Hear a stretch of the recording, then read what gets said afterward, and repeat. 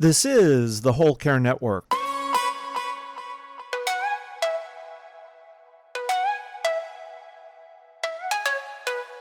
Helping you tell your story one podcast at a time. Content presented in the following podcast is for information purposes only. Views and opinions expressed in this podcast are solely those of the host and guest and may not represent the views and opinions of the Whole Care Network. Always consult with your physician for any medical advice, and always consult with your attorney for any legal advice. And thank you for listening to the Whole Care Network.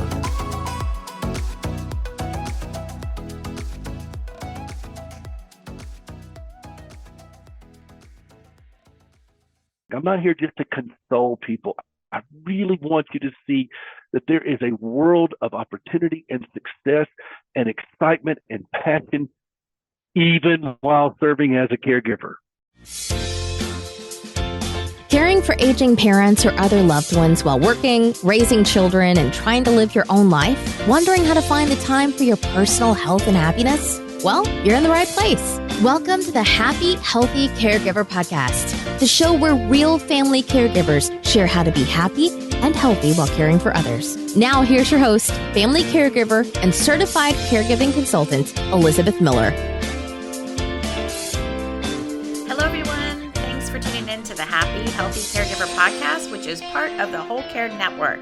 If this is your first time listening, welcome. This is a show produced bi-weekly to help family caregivers integrate self-care and caregiving into their lives.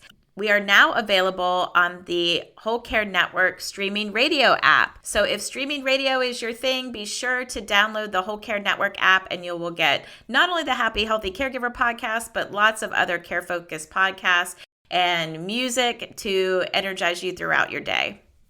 Each of our episodes has an accompanying show notes page. So if you would like more details about the topics, products, and resources we speak about, or to see related photos, you will want to go check out the show notes by going on to happyhealthycaregiver.com. And underneath the podcast menu, click the image or episode number for today's show.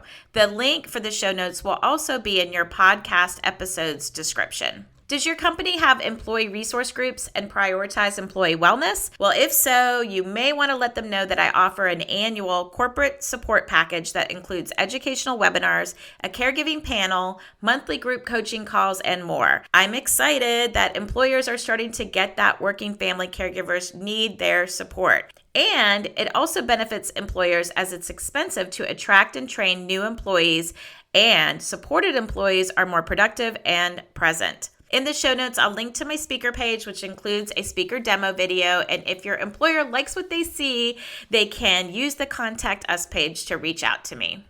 I'd like to thank our episode sponsor today, Rare Patient Voice.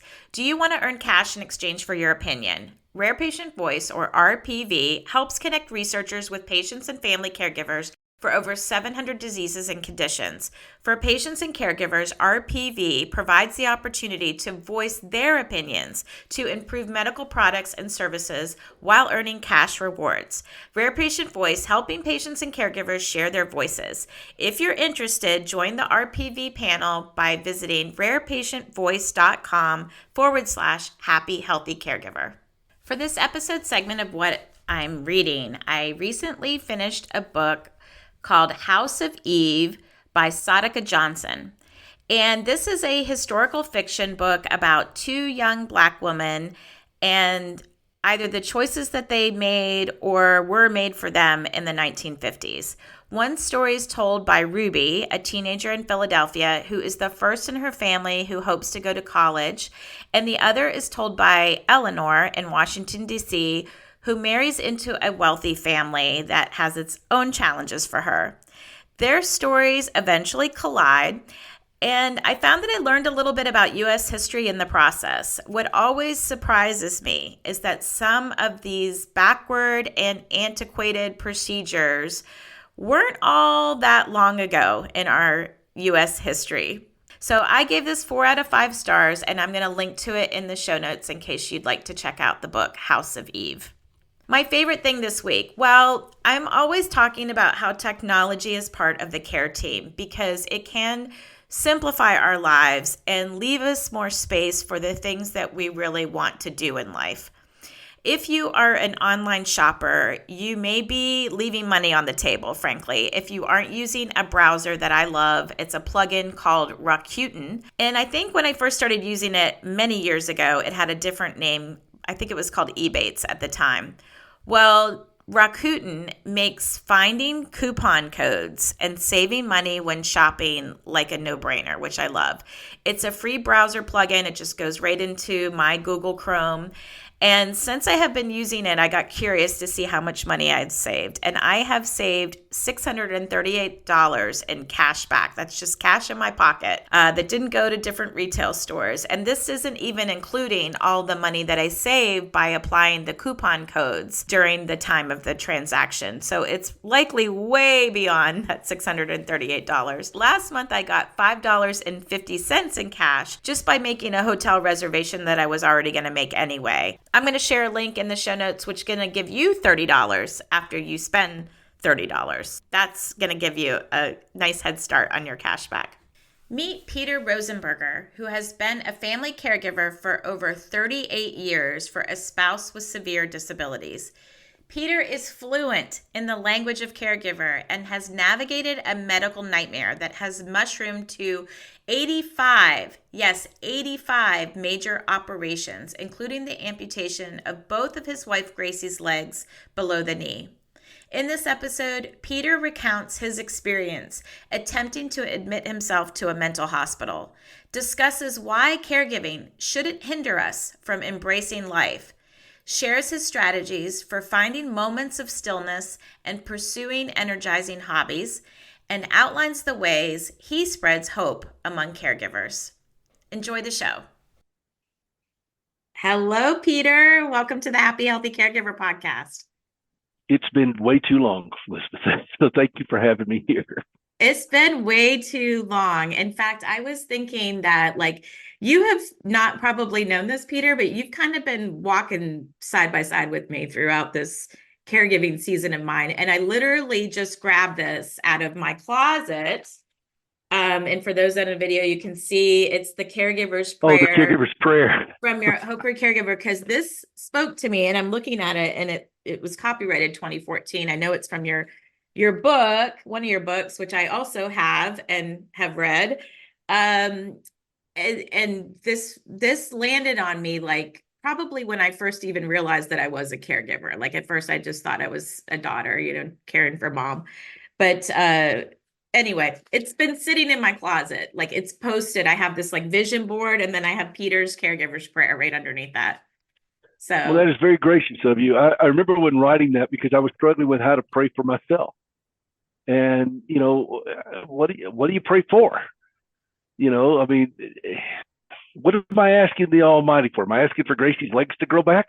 I mean, what am I doing here? And I really thought, okay, is the goal for me to get out of this, feel better, or is this the goal for me to be better in this? And that's when all of this started. And that book, that came out a long time ago. I've got my newest one they're just 1-minute chapters. What I did is I did that book, and then I did 7 caregiver landmines, and then I did my newest one. It's called A Minute for Caregivers When Every Day Feels Like Monday. And they're getting, the stuff I'm writing getting shorter. Pretty soon it's just going to be a bumper sticker for caregiver. There you go. You can join Matthew McConaughey, his book Green Lights. He's always bumper sticker like that. You can totally. All right. Yeah, there's totally a need for more caregiving bumper stickers out there. We don't have time. You know this. I watch your stuff and I look at your stuff, and we just don't have the time to sit down and go through this academic exercise. We need somebody to deposit stuff like what you do just in time for right now. Here we go. Not for next week, not for, not even for tomorrow, for today. As the old hymn says, spring for today, bright hope for tomorrow. So thank you for that. That is very kind of you. And we hope that stuff lands on people when they need it the most. And so on that note, We always kick off a show with a Happy Healthy Caregiver jar. This is a very homemade jar that, I made one similar to my sister, but I have collected things that have spoken to me as a family caregiver and created a jar for my sister when we transitioned care of my mom from me to her. I just thought like I was giving her the worst thing ever. Like, here you go. Here she is. Take her away. And so I Well, made this. normally I see fruit in a jar like that. That's an old mason jar, isn't it? It is an old mason jar, yes. So, and people can make their own jars. I've got these, available for folks. But so this is what your today's. Let's see how this lands for us today, Peter. It says, nurtured, nourished people who love themselves are the delight of the universe. And somebody named Melody Beattie, who's like an American self-help author, read that. So, nurtured, nourished people who love themselves are the delight of the universe. Well, I don't know. The universe is a big place, so I don't know how much of a delight I am, but I try to be nurtured and I try to be nourished. And I agree. One of the things that I say often is healthy caregivers make better caregivers. And when we're not healthy, what good are we? Gracie doesn't need me fat, broken, miserable. Yes. I'm not much good to her that way. And so that's the whole point of everything I do is how do we stay healthy while taking care of somebody who is not? And healthy is not just having a good balanced diet. Healthy is a state of mind. And I love what you said, the happy, healthy caregiver. You understand this. So, well, I'm striving all right, Melody, for it. Thank you for that. People try to call me that. And I'm like, oh, no, that's like the goal. Like that's the beacon that we're headed towards. Like, I'm not claiming to be that. I'm a work in progress like everybody else. But yes. And you also have another thing that I remember you said, and I think I pulled it out and even made a quote about it. Like, if you don't make time for wellness, you'll make time for illness. If you don't take time for stillness, you'll have to make time for illness. That's what it is. Yes. Thank you for that. Because those are the kinds of things I think that we need to hear. And like, I was just leading a group yesterday, and one of the questions it was about self-care strategies for working family caregivers. And they were talking about this whole thing about carving out time for yourself. And the person just like felt like what they wanted and what they needed, like how do they know that they have value in just being a human being themselves? Like, yes, we have value as caregivers. Like, to your point, like if you don't take care of yourself, you're not going to be any good to Gracie, who is your spouse that you care for. But as human beings that God put on this earth, like we also are just valuable of love and care just as humans. How do you get caregivers to kind of understand that? Like, it's not just about. Well, I think that the thing is we have a conversation like this. When you say things, if you don't take time for stillness, you're going to make time for illness. This is not something that's up to debate. You can argue with me all you want, I say to folks, but you try it. You try not taking time for stillness and see how long that lasts. And, as I tell other people who may have a different opinion about it, I said, well, my experience trumps your opinion. When you've been doing this for almost 40 years, you learn that these are not truths that all of a sudden I just wisely came up with. These are things that I had to learn the hard way. Everything I've learned the hard way. I'm the crash test dummy of caregivers. And so, okay, there's a point. I'd love to tell you I was wise. I would love to tell you that I'm brilliant and think of these things. What it is, Elizabeth, I'm just tired. And so when you're tired enough, you'll stop fighting these things. And so I think it's so important for each of us to take that time for stillness. I don't know what that looks like to you. It doesn't mean you have to sit in a chair and look at a wall. For me, I saddle up. We live in Montana. I saddle up a horse. And I'm not being still, but my heart is being still. There's nothing wrong with the inside of a man that the outside of a horse can't fix. Will Rogers said that. And then the other day, I was feeding the horses. I have a snowmobile that I put a little sled on, and I fill it up with hay to go feed the horses. And then I decided, you know what? I let everybody know where I was, made sure that everybody was okay. And I said, I'm taking a ride. And I just went out on a ride by myself out here. We live we live 10 miles from a paved road. I could ride on a snowmobile for hours and not see another human being. And so, because we're back up to national forest. And so I just went out there and just kind of settled my heart down. I mean, just, I've got to do that. If I'm just bundle of stress all the time, which I am enough as it is, then, I'm going to burn. I was talking to my sister. Our dad has, I have 4 brothers and a sister, and our father has Parkinson's, and he's pretty frail. And he's 89. And I said, well, when I get to be 89 and my sister stopped me, she said, oh, no, you're not going to make it. You're just going to flame out one day. Oh, no. We've got to settle down. We've got to settle down. Yeah, my stillness, Peter, looks like getting outside. I'm with you. Like, I got to get outside in nature. Like, I don't like myself when I'm trapped in the 4 walls for a long time. So it's just, it could be a 15-minute walk. It could be like listening to some music outside or just listening to nature. But outside is critical for me, like just getting out there and soaking up some vitamin D. But I think you do have to try on different things to kind of figure out what your stillness is. And that looks different for everybody. And I know we kind of alluded to it a little bit, but for people who don't know you, Peter, like how did you get to be this, what you call a crash test dummy in caregiver? It starts with a lot of failure. I got married to a woman who had a broken body. She had gotten hurt a couple of years before I met her. About 20 surgeries by that time that I could count. It's hard because to go back in some of those records. She got hurt in 83. We got married in 86. And she's had seasons where she was able to live well. I mean, do pretty well, but she's always been hurt. She's always been disabled. It was a horrific car wreck. And I talked to a lot of her providers now that have said there'll never be another case like her, because at the time, they should have taken her leg, but they didn't. And the reason they didn't is because prosthetics just weren't where they are today. And in saving her legs, which eventually she ended up losing anyway, they condemned her to a life of orthopedic trauma. But that was the conventional wisdom. Her back started having problems. And then they fused her back over 20-something years ago. And the way they did it was to kind of pitch her forward just a little bit. Well, then she started going further and further and further, and then she was 45 degrees over. She had what they call flat back syndrome, no curvature in her spine. And so of the 86 surgeries that she's had that I can count, we just had a 2-month stretch at the University of Colorado Medical Center where they went in for a second time to straighten her spine back up, give her some more curvature. These are massive surgeries. And she's the first double amputee they've done this on.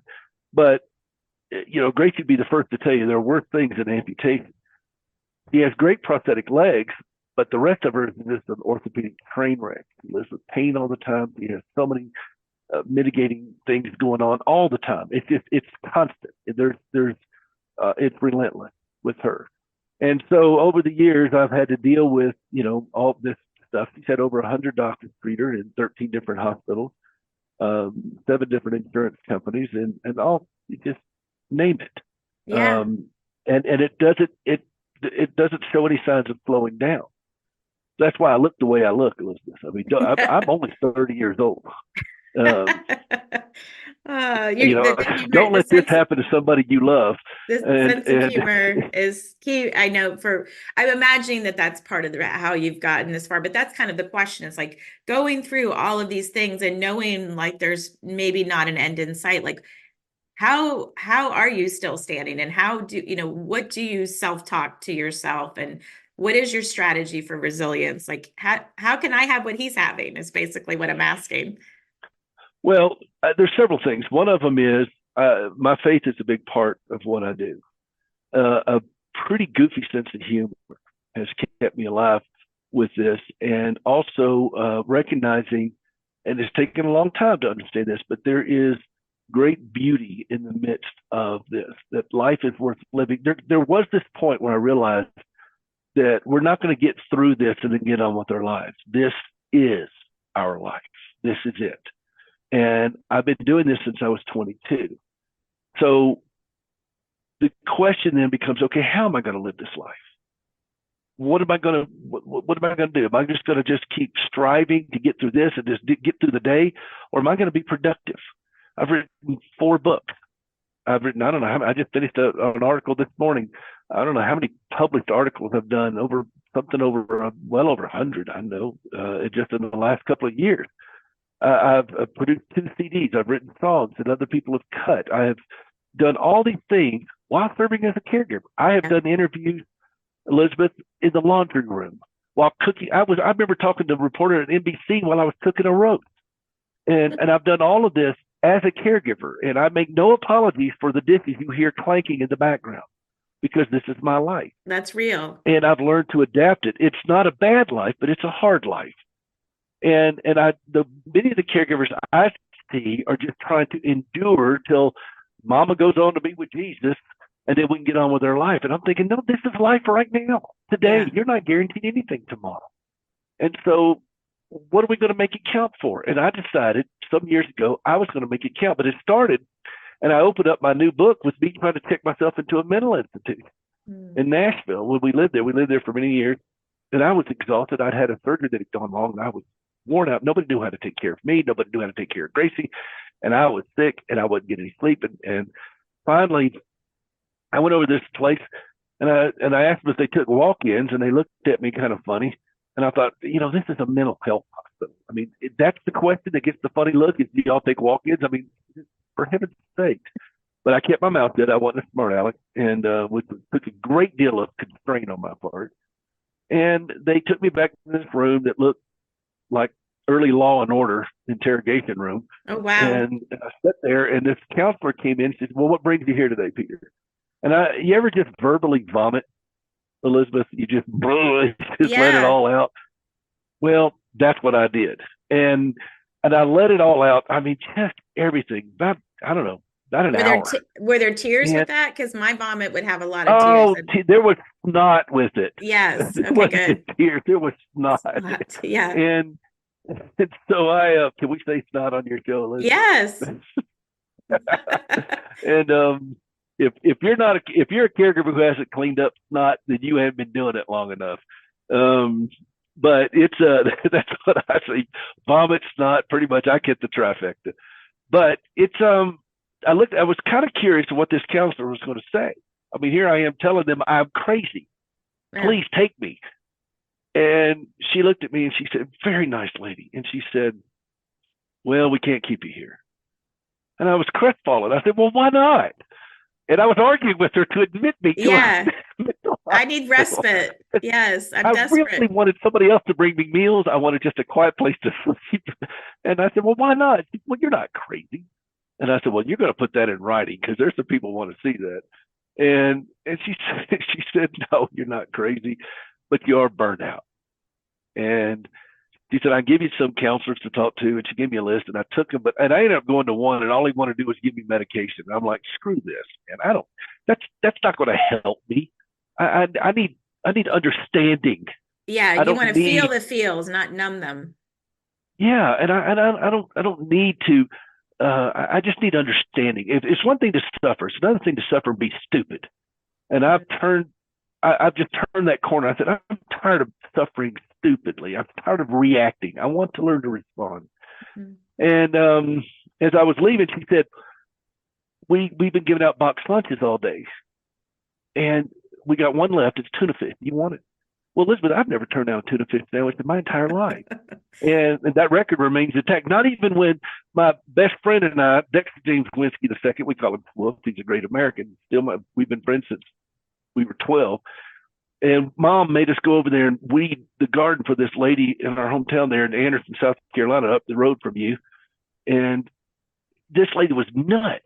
I mean, she was crazy with a capital K. And we were out there weeding her garden, and she brought us in there, and she said, we got tuna fish. And so, of course, we're going to take tuna fish. I've never turned one down. And then he reaches for the blender. And I was like, what sorcery is this? And she pours all the stuff in the blender, just mashes the blender, just mashes it up. And Wolf and I are looking at this thing, and then she pours it out on this Pepperidge Farm type bread, where it's just kind of dripping. We're having to soldier through it while it's dripping down our elbows. So I will never turn down a tuna fish sandwich, because that's the level that I sunk to. And as she asked me, do you want a tuna fish sandwich? I kind of looked around for a blender just to make sure everything was okay. And she handed me this lunch, and then she looked at me and she said something. Changed my life. She said, I'd recommend a book for you to read, but you're the guy to write it. Ooh. And I thought about that. I went out to my car and I opened my sandwich up and ate it. It wasn't Pepperidge Farm type bread, so it was a solid piece of bread so I could eat the tuna with it, and it wasn't blended up. And I thought, what would I say to other caregivers? And then I thought, what would I say to myself? And that's when I started writing, because I wrote to myself. And everything I do on my podcast, on my broadcast, on my books, on my articles, I'm preaching to me. I am saying to me what I feel like needs to be said to get me through the challenges that I deal with, to reorient my mind. And there's these principles that started coming after that, like take time for illness or make time for take time for stillness or make time for illness. I had to come to the understanding that my wife has a savior. I'm not that savior, and I'm no good to her if I am thinking in this way. And that she deserves that the greatest asset she has to keeping her life from going even further down a journey is me. Is you. In this sense. And so I have a responsibility of stewardship, not obligation, because I think so many caregivers get lost in that fog of caregivers, I call it, fear, obligation, and guilt. And, I have to, I must, I need to, I'm supposed to, I should have, we should have all over ourselves. And that's got to stop. I have a stewardship responsibility. I didn't do this to Gracie. I can't undo it, but I can care for her to the best of my abilities in it. And the same thing I do with the fog. I mean, you guys have fog down there in Georgia. Yeah. What is the first thing you do? You slow down. And you don't turn on your high beams at night. Why? Because the glare will come right back at you. Well, when you're a caregiver, you slow down and you don't turn on your high beams, because you're not going to be able to see that far down the road. You're going to have to deal with right here and right now. That's it. And these are things that I started to do to help slow my own heart down, and then to help point my fellow caregivers to safety, to slow their hearts down so they can come back away from that cliff. Let's catch our breath. Let's take a knee if we have to. And then let's start thinking through this thing. Again, it's one thing to suffer. It's another thing to suffer and be stupid. And I refuse to do that anymore. And I want to help as many of my fellow caregivers as I possibly can to back away from that. And let's think through this. Yeah. Let's think through these decisions. I can't tell you how to take care of your family any more than you tell me how to take care of Gracie. But what I can speak to is the craziness that gets in our hearts and our minds. And to settle ourselves down, I speak fluent caregiver. I speak yes, fluent you do. caregiver. And so when I work in Africa, Gracie, when she lost her leg, she wanted to start a prosthetic limb outreach. And so that's what we do. We do prosthetic limbs in Ghana. Wow. When I go over there, they speak English, but it's a different kind of English. It's like, Peter, we are so glad you are here. Well, I understand the words, but I have to work at making sure that we're understanding from the reference points and everything else. I can hear an American accent and like this. I can hear a Southern accent all the way across the airport. I mean, I can hear a y'all from 500 yards away when I'm over there. And so when I hear somebody speak in a way that I understand, I immediately turn and I understand. Nobody knew what to say to me. They said words, but they didn't know how to speak to my heart. They didn't know the language that was down in here to speak to that. That's what I do. Yeah. And I have spent so much time in the village of caregivers that I speak it fluently. Well, and I think it's even more rare, Peter, because you, in general, I don't think there's many male caregivers that have gotten that in tune with their emotions and how they're feeling, and really and not being and just going for it. Like, you're relentless about kind of unpacking all of the things that allow you to speak the fluent caregiver. So I appreciate you kind of also just being a guy and I don't have any other choice. Yeah, I are one. You are one. I get that. There aren't a lot of people, and I think part of that is, though, Elizabeth, is that there's not a lot of people that know that it's okay to. Right.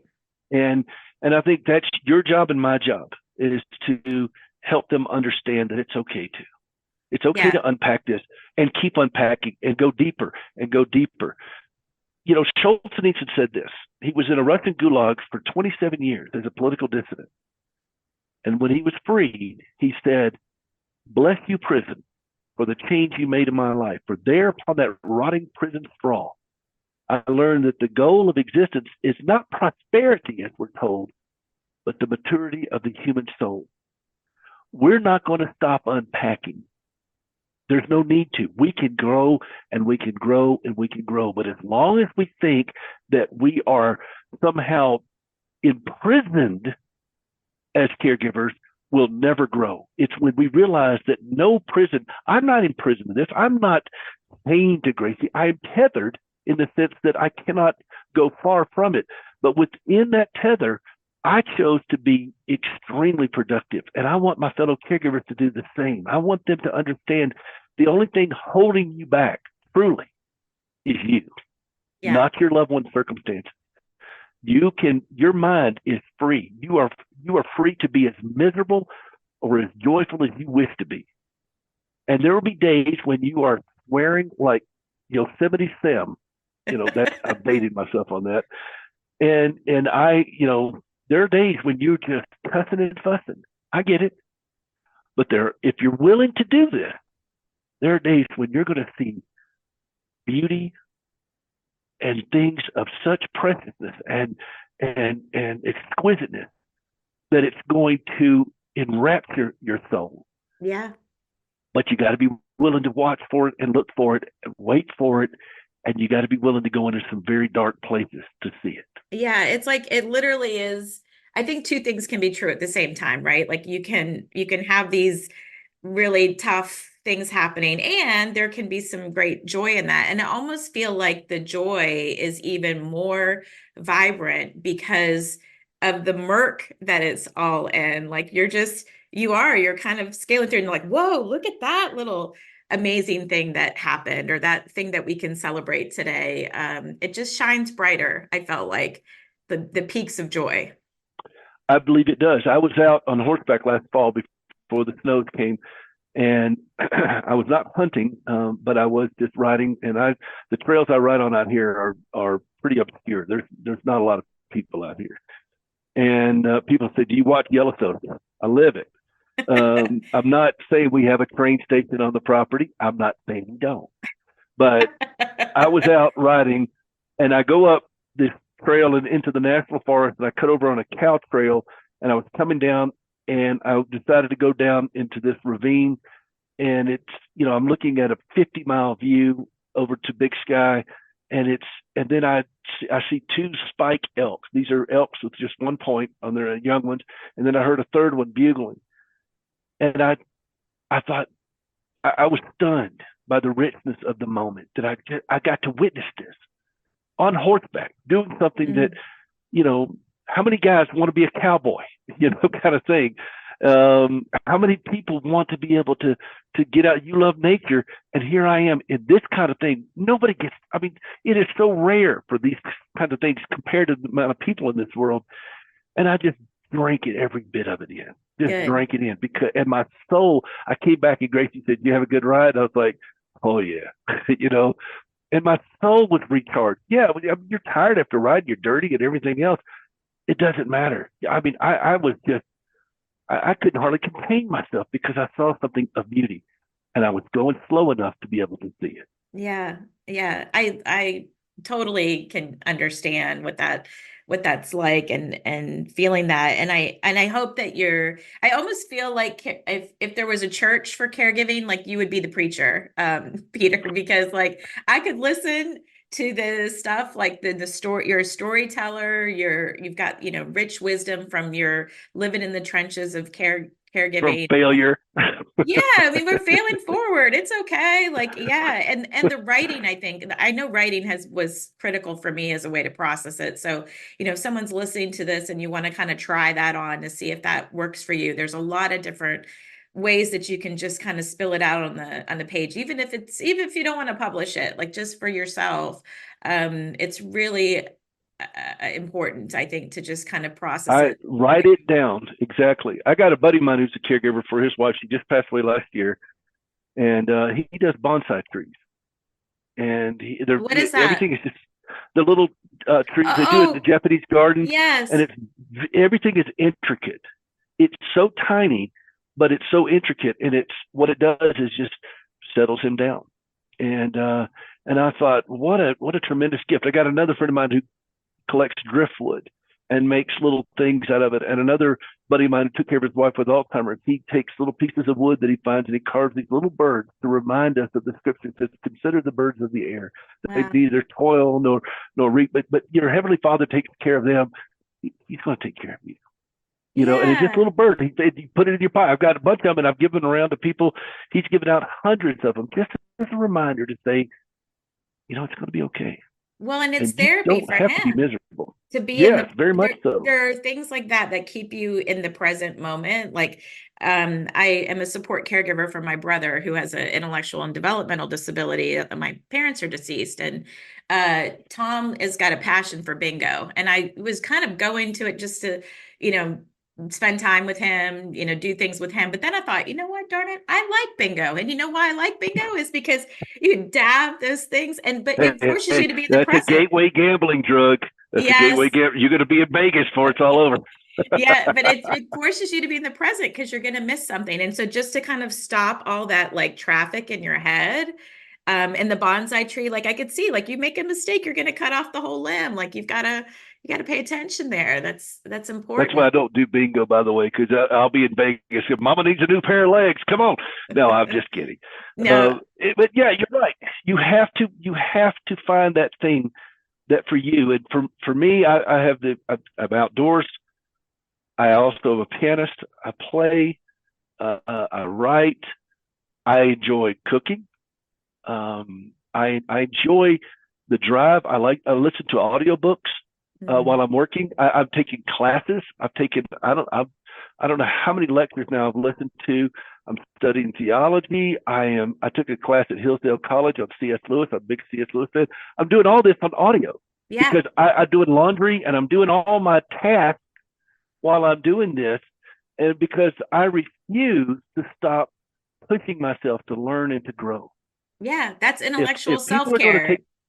For you. It is. And if people are going to take the time to read my books, and if they're going to take the time to listen to my program, then by God, I want to give them, I want to show them this is what I'm doing. Yeah. That I'm pushing myself. And my journey is relentless every day. Gracie's right now at full-time care. Like I said, 2 months in the hospital. We were there for Christmas. We were there for New Year's. We were there for her birthday. This is my life. But I'm not going to stop living, and I want my fellow caregivers to understand how important that is, to keep pushing yourself, to learn, to grow, to appreciate things. It's not going to be everything that you want it to be, but if you sit around and wait for it to get better so that you can start living life, you're in for some real hurt on that point. Yeah, it's going to be potentially too late for sure. It's and I know for sure that you were writing your book, the latest one, back in the Thanksgiving timeframe, because you had a huge surgery. I know her, and you were working on it. Tell us a little bit more about the Minute for Caregivers, when every day feels like Monday. Well, I wrote that book. She had her first big back surgery, 9-hour surgery, 2 years ago, January. So January 2022, and she was there for 10 weeks for that one. Oh wow! And I wrote that book down the hall from her room. I had a little spot. Once I would go down there and just take a break, and I'd write. And her doctors, the PAs, and all they knew that was kind of my office. And there was a little concession area down there at the end of the 7th floor there. And I sat there at a table and I wrote most of that book there or in her room. I got one of those little hospital tables they bring to you, for your meals. I got one for myself, and I stood there at a standing desk on a hospital tray, and I wrote most of that book while I'm sitting there. There's one chapter I wrote called Quiet in the Room, where we learn to just keep the room quiet, to settle ourselves down so that we can think.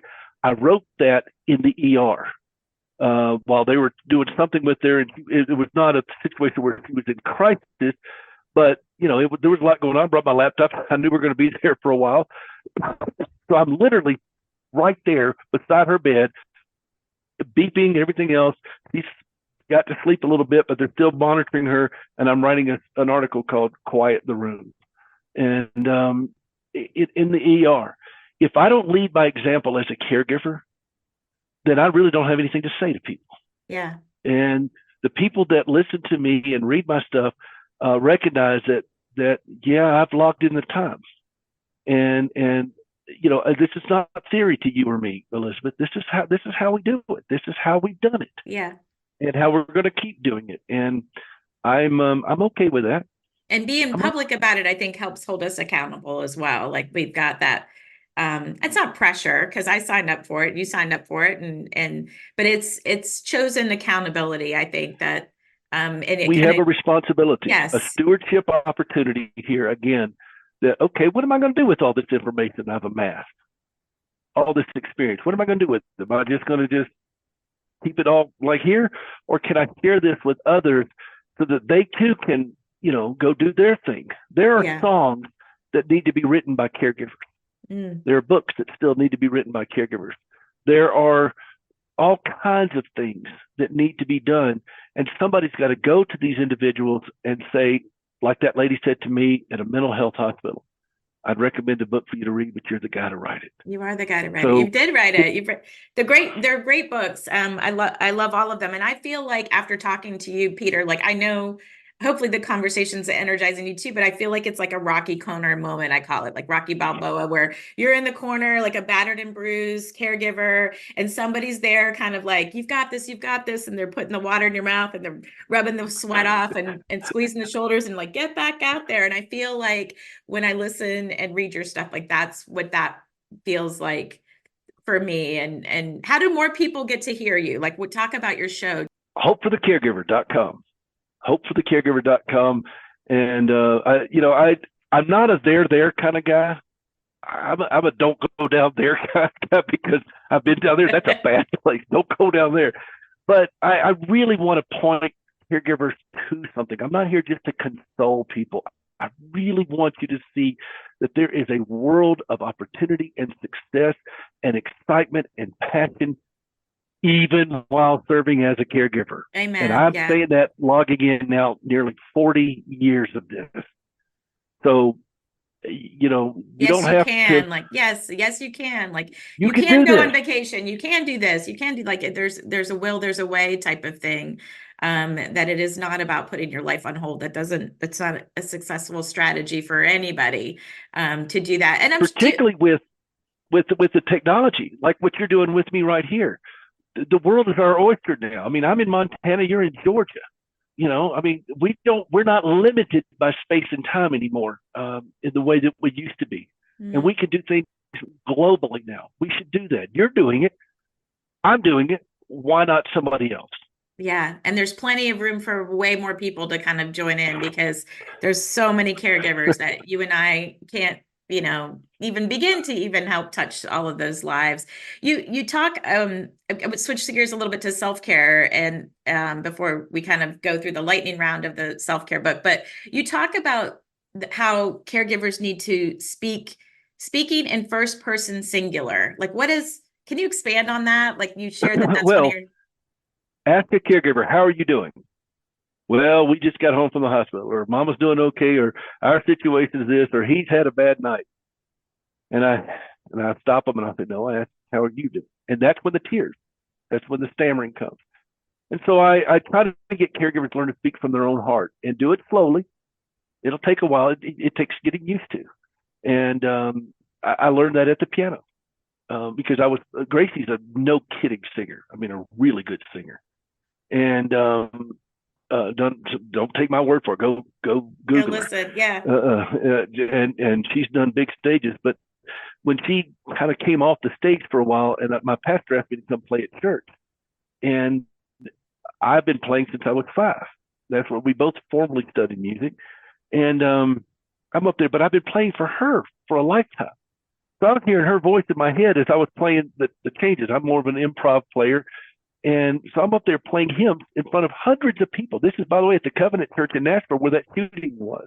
That was our church. I'm sorry. And I'm up there playing. And I went back to Nashville to play for the funeral almost a year ago of Mike, the janitor who was killed. He was the custodian there. And Mike used to sit there in the sanctuary and listen to me play while I practiced all the time. But I was sitting there playing. and the pastor wanted me to play as people were coming in to kind of quieten the room down. There are hundreds of people there, and I wasn't playing the melody. I was playing and hearing Gracie's voice in my head, and so I'm playing around it, playing the harmonies, and there were great chords, but nobody knew what I was playing. And that was the longest 10 minutes of my musical career, because I had to go back and remember to play the melody as I was playing of songs that I've been playing for a lifetime, but I was so used to playing it around Gracie. And it locked me in to say, okay, I lost my melody. How many caregivers have lost their melody? And so one of the goals I have for myself and my fellow caregivers, help us to sing our own melody. We got it. It's there. It's going to take a little extra work, but we can do it. You can speak from your own voice. That's why I ask people when they call my program, how are you feeling? I'm not basing everything on our feelings, but I want to start that dialogue for you to start speaking from your heart. Yeah. Say what's on your mind, and I don't care what comes after the word I. You say, well, I'm pissed or I'm this or whatever. I don't care. Yeah. Now we as have long a as real you're not conversation. fine. Fine is not a feeling. Yeah. Well, if they say I'm fine, I will usually say I'm not buying it. You want to go deeper? I mean, I will confidently and boldly, not brashly, go into really messy situations because I'm convinced of these principles. It's not my opinion. My opinion is irrelevant. I don't even care about my opinion. But these principles that I'm talking about, they are bedrock. And right now, when I talk to caregivers, I know that one of the biggest needs they have is something solid to stand on so they can just breathe for a moment, because everything feels like shifting sand on them. And so that's what I do. It's just help them. We're going to speak from your heart. Just what's going on with you? And I've got a caregiver support group that I started out here, and I have an eclectic group of people that come, and it's a great time just to sit around and just kick around ideas, and we talk, but we all sit around a table with a cup of coffee and speak fluent caregiver to each other. And then we go back to our lives. Yeah. Well, nobody understands caregiving like another caregiver, which is why on my show, I only talk to family caregivers, because they are the experts in family caregiving. You can go to the other shows for the other experts, but that's important to me to do that. What is your self-care, like what are some of your self-care rituals look like that just kind of constantly keep you energized and refreshed so that you can like manage the drama of the day? I do several things. One of them is like coming on your program. This is energizing for me. I love to do it. I love to do my program. I love to be able to talk about this issue. I love to create, whether it's music or writing or whatever, cooking, those kind of things.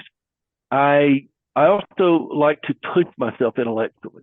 That's self-care for me because it keeps my mind sharp. That's why I take classes, and I have I wear out Bluetooth earpieces. If you want to talk to me and I don't have an earpiece, or I'm not in the car while my Bluetooth on my car, it's going to be a short conversation. I am not going to hold a phone to my head. I just won't do it. But I do like to have robust. I got a tutor that's working with me. He's a retired. He's also a caregiver for his wife, and he's my theological tutor. And he pushes me, beats me over the head, and things like that. I love that because this is keeping me sharp. Yes, my body gets tired, and that's when sometimes I go out and just get on a snowmobile.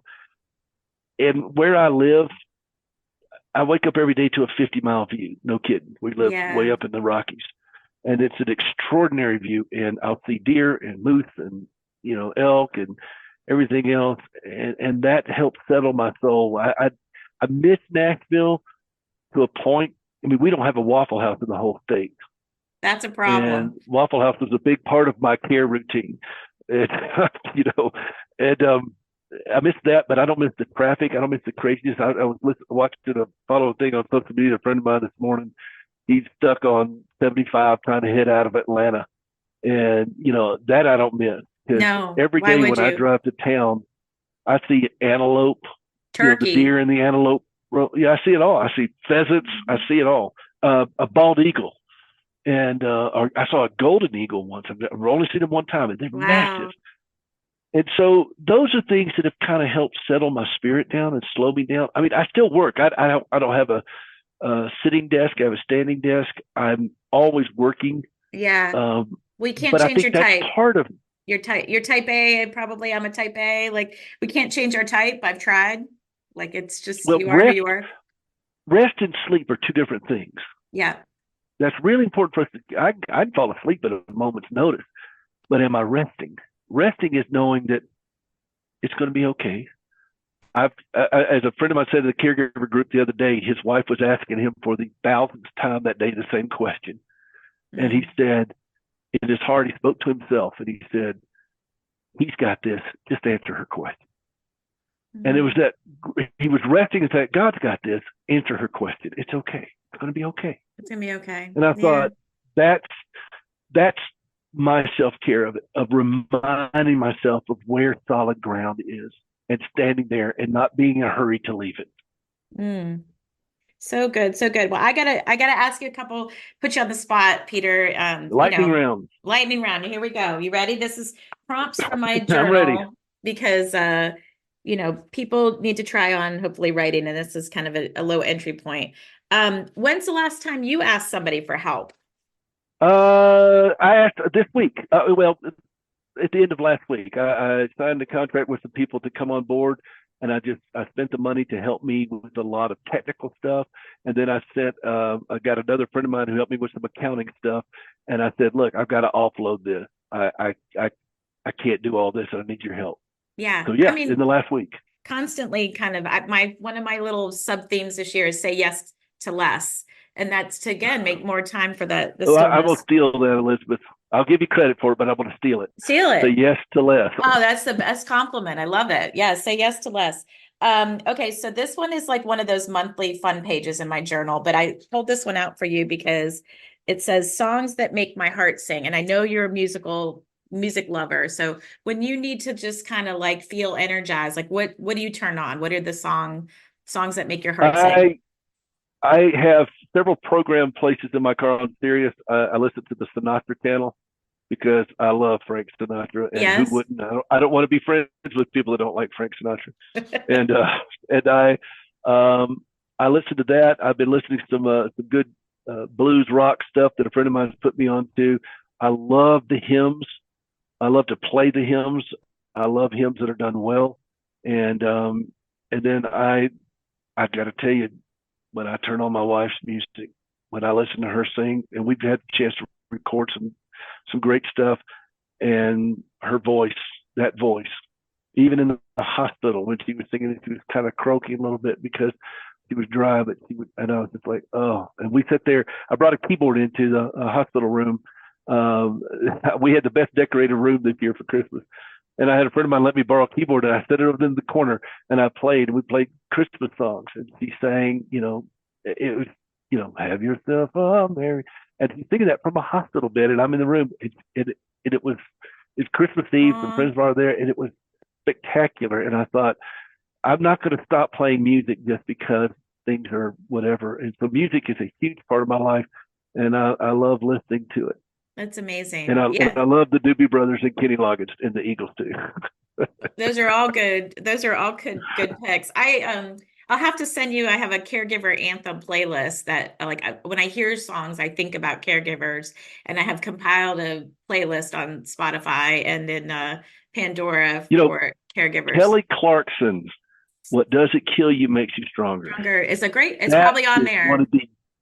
That is one of the greatest songs. What doesn't kill you makes you strong. Yeah, I'm sending you the caregiver anthem playlist so that you can on one of your next walkabouts or drives into your support group, you can check it out. Okay, what's something that you're currently praying for? It's the same thing I pray all the time. Strength for today, bright hope for tomorrow. That is the go-to prayer for me. Strength for today, bright hope for tomorrow. That's it from Great Is Thy Faithfulness. It's a great lyric written by Thomas Chisholm. And I think that clarity of thought, because it's so easy to get disoriented as a caregiver when it's all coming at you. And I have to juggle a lot of plates and spin a lot of plates. And so I need that clarity of thought. I love that. And then it says list 3 things that you have feared and 3 things that have comforted you. But let's just take one. What's one thing that you feared and one thing that you found comfort in? I think one of the things that I have feared is that something happens to me that incapacitates me from caring for her. I know I can't guarantee it because I get on snowmobiles and horses and everything else, but I try to be careful. I try not to get on roofs and do gutters. I ask people to help me do that. I don't take stupid chances. I think the risk for me is outweighed by the benefit for getting on a horse, for example. But those are things that trouble me. Is that keeping myself engaged and healthy. Mm-hmm. To make sure, because the responsibilities are significant on me. And so I don't want to drop that ball. Yeah. Makes sense. What are any parting words of wisdom, things that you wish we would have said that we didn't say? And then how do people stay in touch with you and find out more about your products? Well, you always go to hopeforthecaregiver.com or just Google me. I think that I want to end with the phrase. I'm actually trademarking this phrase because it is the cornerstone of my life. Healthy caregivers make better caregivers. Healthy caregivers make better caregivers. Not happy for me. I mean, because sometimes we say we just want to be happy. But I love how you said you got healthy and happy. You can't. How are you going to be happy if you're not healthy? Yeah, you can't. And so we chase happiness. But do we chase healthiness? And I want to see your listeners listening to your program recognize that there's a dual thing. They can't just lock in on being happy, because mm-hmm. happiness can be taken away from you, but healthiness belongs to you. You could put down a milkshake and pick up water. You can, not do something that is going to create unhealthy, to make a bad financial decision. You can stop that right now. I can't guarantee that I can be happy right at this moment, but I can guarantee that I will make a healthy decision. And if you chase healthy, happiness will chase you. Yeah. And so I want your listeners to embrace the fact that you didn't put the happy caregiver, you put the happy, healthy caregiver, together, because healthiness is where I believe that is our victory place, because we're content in our mind and our spirit. And then all of a sudden we're going to discover, wow, I'm actually happy because I'm healthy. And so you keep pounding that particular and it's mental health and physical health. Like, it's all of it. It's professional, mm-hmm. financial, grammatical. Social. No, I'm not. Yeah. But all of the above, because those are decisions that are within our grasp right now. Some people think they can't be happy unless they're done with caregiving or they get through this. And I say, nay. And you can start healthiness right now. Yeah. And part of that is just listening to this conversation with Elizabeth and me, the two veteran caregivers who got a lot of scars and skin in the game. But we're not. Elizabeth, I look at you and I see your stuff. You're not miserable. You're not over there just crying in your beer, kind of thing. No. You're living life large. Why? Because you understand happy and healthy. And those are things that I want fellow caregivers to understand. Healthy caregivers make better caregivers. I love it. Peter, thank you so much for being here on the show. I hope this landed on folks that needed to hear it today. And I just really respect, your journey, your storytelling, your sense of humor, all of it. You were so gracious to have me on, and I appreciate you very much. Thanks for your flexibility with my impromptu studio setup here, but you're very gracious, Elizabeth, and I look forward to more times with you. Okay? Thank you. Thanks for joining us today on the Happy Healthy Caregiver podcast on the Whole Care Network. As always, show notes that accompany today's episode can be found on my website, happyhealthycaregiver.com. Just look under the podcast menu for today's episode image, and that will take you to the page with the links and information we spoke about today. You'll also find other resources on the website, along with links to purchase the Just For You Daily Self-Care Journal. When you purchase from my website, you'll get a signed copy and for a limited time, free shipping. If you've enjoyed what you heard today, consider subscribing to the show on your podcast platform. It really helps other family caregivers find the podcast, and you'll automatically receive our bi-weekly shows in your podcast listening queue. Maybe while you're subscribing, consider leaving a 5-star rating and review, or just simply talk it up on your social channels. Let's stay connected. I'm on Instagram and Facebook as Happy Healthy Caregiver. And until we meet again, please take care of you.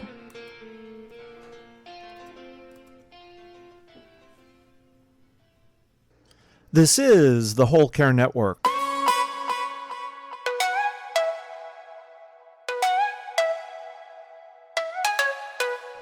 Helping you tell your story one podcast at a time.